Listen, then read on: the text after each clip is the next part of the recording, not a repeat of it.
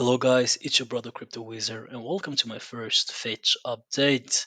So yeah, I've been a huge fan of Fetch and even been a long-term holder, even before merge, and I really love the project and the people behind it. But on this covering, I will mainly focus on the technical aspect of the charts and price, and even trying to use some Fibonacci levels and Elliott wave theory. So yeah, I mean, we saw a nice impulsive wave, I think, until the end of September, where I could very easily count five wave move up, usually with the wave three that is really impulsive and strong, until we had the minor correction down with the fourth wave, completing the fifth wave, the end of the first wave, the larger first wave. And the question is right now is, have we completed the correction from the first wave? And usually what how it goes is that we usually have first an A wave, then we have a B wave up, and then we have a C wave down.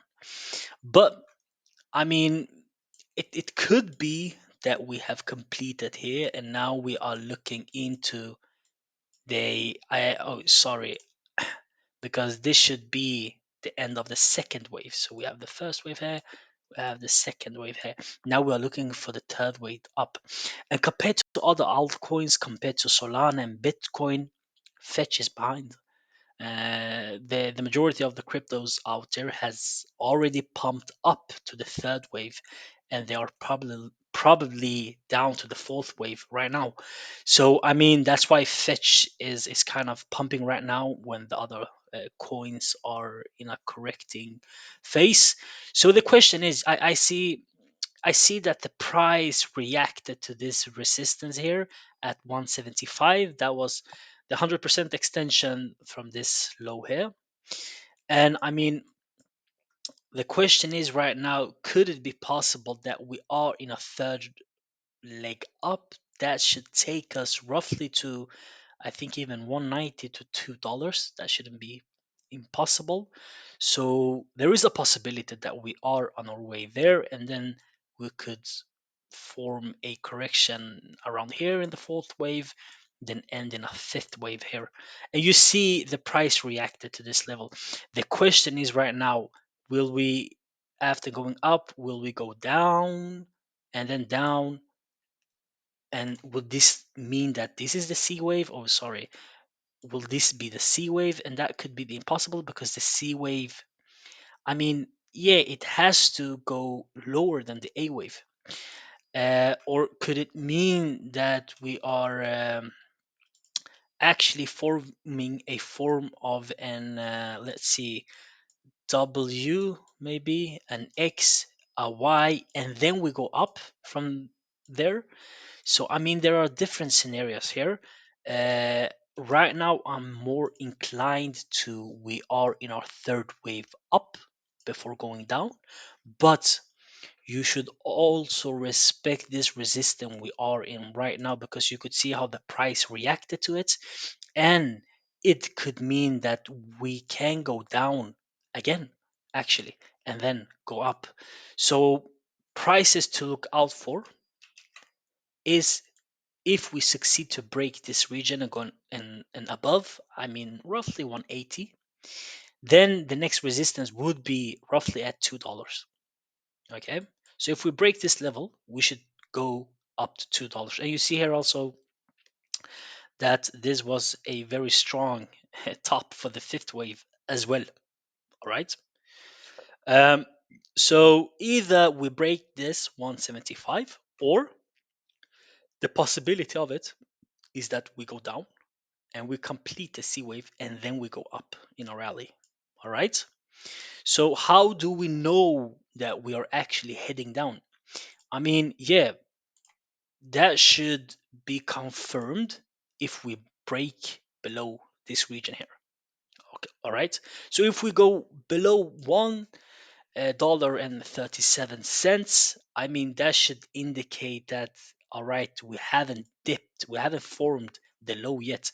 So that could actually mean that the A wave wasn't complete here, it was actually completed there. And this is the B wave we are in right now. And then this would be the C wave. All right.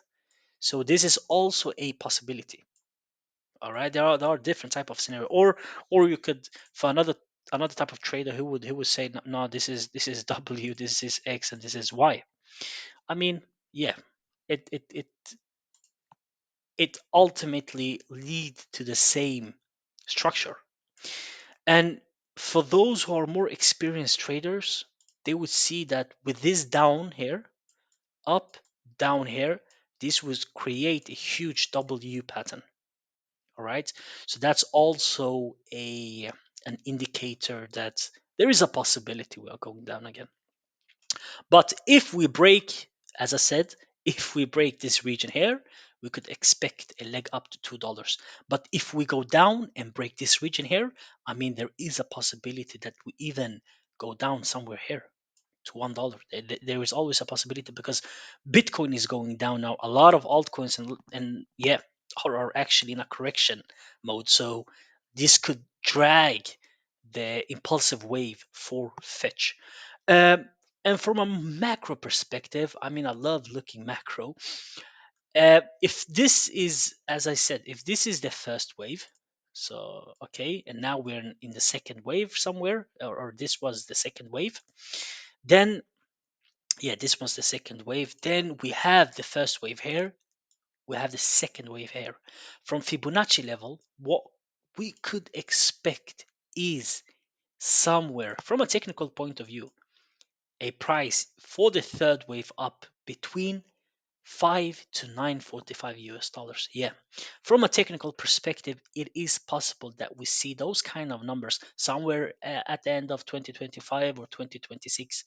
But yeah, this is due to the usually when you do the Fibonacci level retracement from the 1 to 2, you will get this level for the third wave because that's one of the most impulsive wave.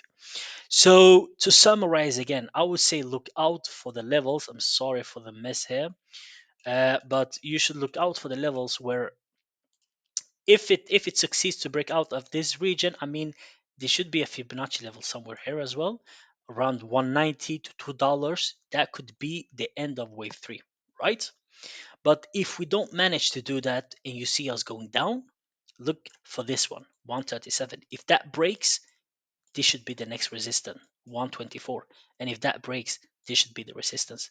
But if that's the case, then I have the scenario for it here. All right. So it could be the option one. We could call it option one for the C wave, or option two that we have started the third wave. So yeah, that was it for today for Fetch. And if you have any suggestions or questions, feel free to comment, subscribe, and like. Thank you so much for watching. Bye bye.